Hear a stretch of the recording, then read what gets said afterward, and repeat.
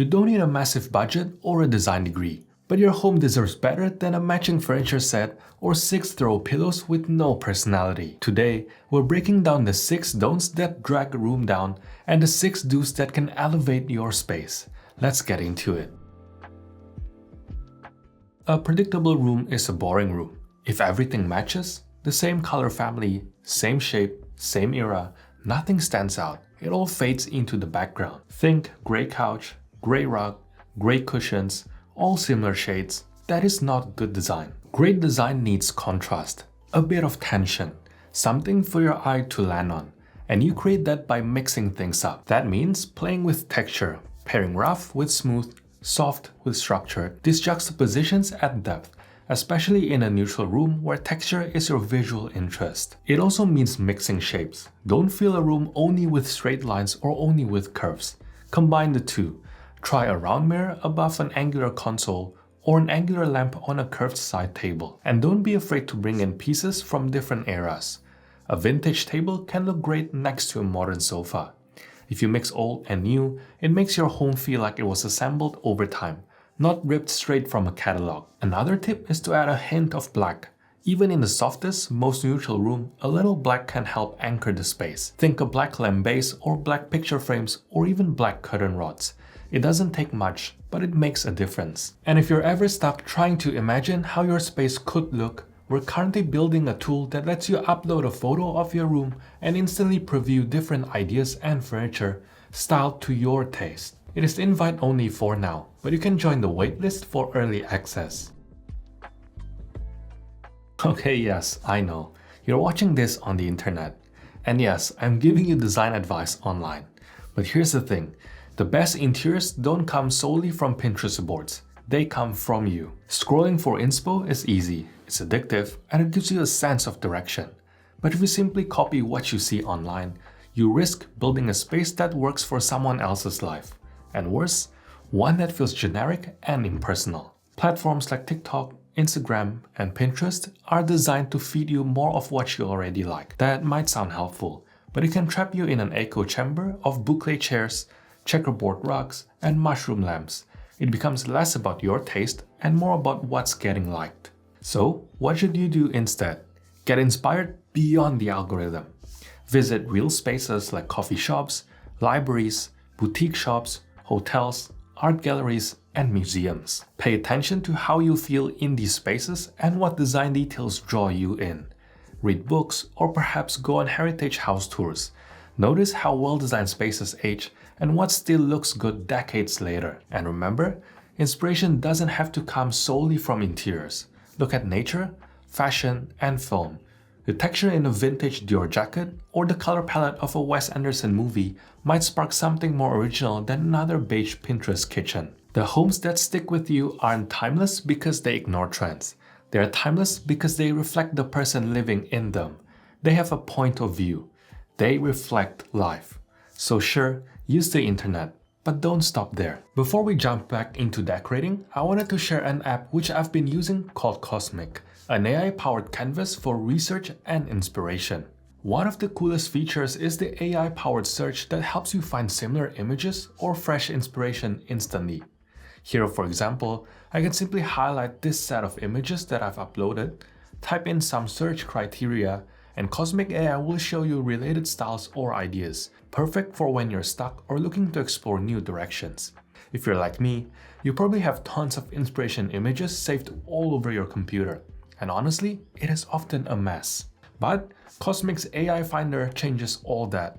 You just upload a huge batch of images, no need to worry about file names, and it automatically tags everything for you. Then, you can search your entire library instantly, finding exactly what you need in seconds. But it doesn't stop there. Cosmic is also perfect for doing research, as it has a built-in browser where you can simply drag and drop stuff into your canvas. So no more switching between endless tabs. There's also a handy web clipper which allows you to save everything with one click, and you can easily revisit the original page instantly. Whether you're building mood boards, writing research papers, or just trying to organize your creative chaos, Cosmic makes the whole process seamless. You can check out Cosmic using the link in my description to spend less time digging for inspiration and more time doing the work. Ever seen a city where every building stops at the same height? It looks boring, right? Great skylines work because they mix heights. Mid-rise next to skyscrapers create rhythm and interest. And your room works the same way. One of the most common decorating mistakes is focusing only on the lower half of your space. Things like sofas, coffee tables, and rugs. All important, yes. But if that's all you're decorating with, you're leaving the upper half of the room bare. It makes the space feel visually heavy and compressed. Your eye gets stuck low and you lose the feeling of height. Even if the ceilings are technically high, you're probably already nailing the short and mid-level pieces. Now it's time to build upward. Try adding tall floor lamps or tall indoor plants. Install tall bookshelves or wall-mounted storage. Mount large-scale art pieces on the wall. Install wall sconces or hang pendants off the ceiling. Hang your curtains high and wide to exaggerate your window height. The goal is to get your eye moving around the room and not get stuck on the bottom half. If you've spent even 2 minutes on design talk, you've probably heard the phrase, "don't use the big light." But here's the thing, I've been saying this for years, long before it even became a trend. It's not just a cute internet soundbite, it is one of the most overlooked principles of great interior design. Overhead ceiling light might be the default in most homes, but relying on it alone flattens your room. It casts harsh shadows and makes everything look one-dimensional. It is like lighting your space with a flashlight pointed straight down. Technically functional, but atmospherically awful. What you need instead is layered light. The goal isn't to banish the ceiling fixture, it is to balance it. That means using a mix of lighting to add depth, warmth, and flexibility. First, ambient lighting, which is your base layer. The general glow that sets the tone. Think table lamps, floor lamps, wall sconces, or even ceiling fixtures with shades that diffuse light softly. Next is task lighting, which is mainly functional. It is your desk lamps, sconces for reading, or under cabinet lighting in the kitchen. Anywhere you need focus light for specific activities. Third is accent lighting, which adds mood and drama. This could be uplights, LED strips behind a bed, or spotlights highlighting artwork or shelves. This might sound like a lot, but here's the rule of thumb. Aim for at least 3 different light sources per room. And don't forget color temperature. Never mix warm and cool bulbs as it will make the room feel disjointed. I usually recommend under 3000 Kelvin for a cozy, welcoming feel, or up to 4000 Kelvin for areas like the kitchen. A room can feel off when things are too big, too small, or just out of proportion with each other. That is why scale and proportion are things you need to get right early on. Here's a quick rule. Grounding objects should always be larger than what sits on or above them. So for instance, consoles should be wider than the TV, a rug should be larger than the furniture sitting on top of them, and a pendant light above a dining table should never be wider than the table itself. You should also avoid tiny items on large walls like postcard-sized artworks floating alone or a tiny console against a massive wall. Just take a look at this living room. It is not too bad until you see the tiny console and a little sheepskin rug, and a big empty wall behind it. It looks so small and out of place here. You have to scale it up or group multiple items together to create visual balance. If you're unsure, compare objects next to each other. A massive lamp on a tiny side table will look top-heavy. 2 big armchairs paired with a small sofa will feel unbalanced. Always keep the relationship between objects in mind. For something more concrete, use the 2/3 rule as a starting point. A TV should be around 2/3 the length of the media unit. A coffee table should be about 2/3 the horizontal length of the sofa. It is not a strict rule, but a great starting point. There's a fine line between layered and cluttered. Not every wall needs to be filled. Not every shelf needs to be packed with trinkets. Not every surface needs a vignette of 5 overlapping objects. Your eyes need places to rest, which is why negative space is so important. It gives your decor room to breathe and let the important pieces stand out. A single striking object often says more than a dozen smaller ones all competing for attention. So if you're finding it hard to let go of things, ask yourself, is it beautiful, functional, or sentimental? If it is none of those, it probably doesn't need to be out there. A good edit is just as powerful as a goodbye. So step back from your room and really look at it. Does it feel calm? Is it balanced? Are there places where the eye can rest? Don't rush to fill every space. Leave room for the room to breathe.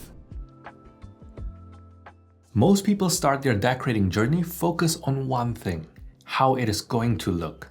They collect Pinterest boards, scroll Instagram, and dream up the perfect aesthetic.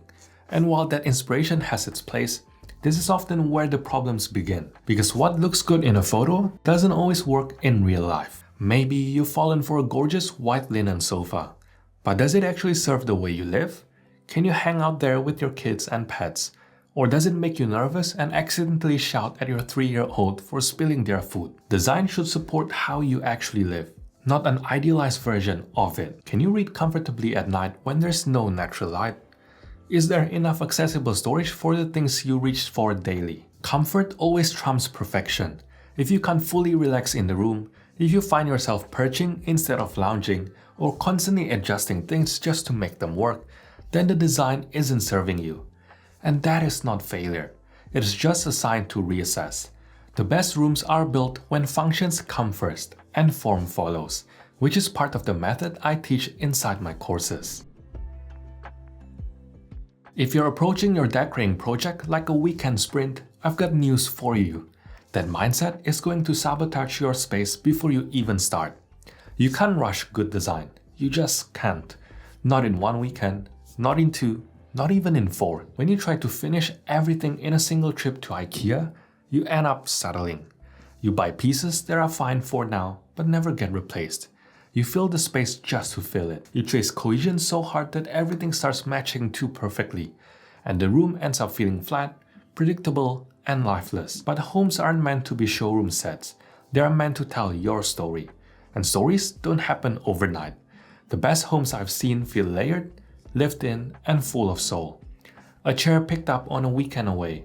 Art you bought years apart that somehow works together. That one quirky piece you didn't even know you need until it found you. These things take time. You need space to experiment, to live in the room, to figure out how it functions day to day, and to figure out what feels good. When you decorate slowly, the pressure fades. You stop chasing a certain look and start discovering your own. Instead of asking, when will this be done? Try asking, what does this space need right now? That is how you build a home, layer by layer. Your home should feel connected, not like every room belongs to a different house. That is where the idea of a red thread comes in. If you haven't heard of the red thread before, you can check out my video on 8 reasons your home feels disjointed and how to fix it. In design, your red thread is that subtle guiding element that ties your home together. It leads the eye through your space and makes everything feel intentional. The easiest way to do this is through repetition. Repeat certain elements from room to room, whether it's a color, a material, or a style. Maybe it's hints of blue in every room. Maybe it's consistent architectural features like trims, flooring, or moldings. All these create flow, but don't take repetition too far. If everything is exactly the same, your home will feel flat and matchy-matchy. Instead, aim for repetition with variation. Use different shades of blue, not just one. Try a deep cocooning blue in one room and a soft airy blue in another room. It is still cohesive, but with enough contrast to feel layered and interesting. Design should never happen in a vacuum. Your choice needs to reflect the architecture of your home and the location it lives in. A slatted wood feature wall might look beautiful in a modern contemporary build, but in a heritage home, it will probably feel out of place. The only real exception is if your home has no architectural style, like a cookie cutter build or a new apartment. In that case, you're working with pretty much a blank slate. But even then, consistency is key. Take Philip Mitchell's home for example. It started as a basic apartment unit, but he added trims and moldings to give it a classic feel. Why does it work? Because he committed, not just in one room, but throughout the entire space. It feels cohesive because the language is consistent. Context also means thinking beyond your walls. What do you see outside your window? What is the light like during the day? A palette that echoes what is outside will always feel more grounded than one that ignores its surroundings. Climate matters too. A cool climate apartment might call for richer colors, plush textures, and warmer finishes. A coastal home might suit breezy linens, weathered wood, and lighter tones. It is so tempting to start shopping right away, but without a clear vision or proper measurements, something is guaranteed to go wrong. I always start with a concept board, not a shopping list. but a visual guide for how I want a space to feel. I gather images that resonate with me: interiors, color, palettes, textures, even landscapes or fashion. When you start to see patterns, that is your direction. That board becomes your reference point, whether you're buying something today or 5 years from now. Next, measure everything. Know the dimensions of your space before you fall in love with any piece of furniture. You don't want a beautiful sofa that overwhelms the room or doesn't even fit through the door. Use tools like floor planner or simply mark things out with painter's tape to get a sense of scale. If you need help with laying out your room, check out my free room layout and furniture placement guide. Inside, I go through a step-by-step process to plan your room and make the most out of your space. Once you've got your measurements, look for pieces that actually fit. Bookmark your favorites, but don't get emotionally attached to anything outside those constraints. And most importantly, don't buy just to fill a space. It is always better to wait than to live with regret. Great design comes from patience and planning, not panic buying, which brings me to my next point. I get it. You're scrolling, you see a sofa on sale, and suddenly you're imagining how great it will look in your space if it arrives by next weekend. But without a clear plan, that purchase is a gamble. It arrives and it is too big, or too small, or the color looks completely different in real life. Now you're stuck designing around something you don't even like, or returning it and starting over. So before you click add to cart, pause. Double check the measurements. Make sure you have a plan for where it will go. If it is not the right shape, size, function, or vibe, it will throw everything else off. And if you want a step-by-step framework for decorating, my practical home design course walks you through the entire process. It is designed to help you create a home that is beautiful, functional, and truly personal, without the overwhelm. If you enjoyed this video, check out this video on the non-negotiable rules for a beautiful home, and this video on how to make your home more inviting. Otherwise, thanks for watching, and I'll see you in the next one.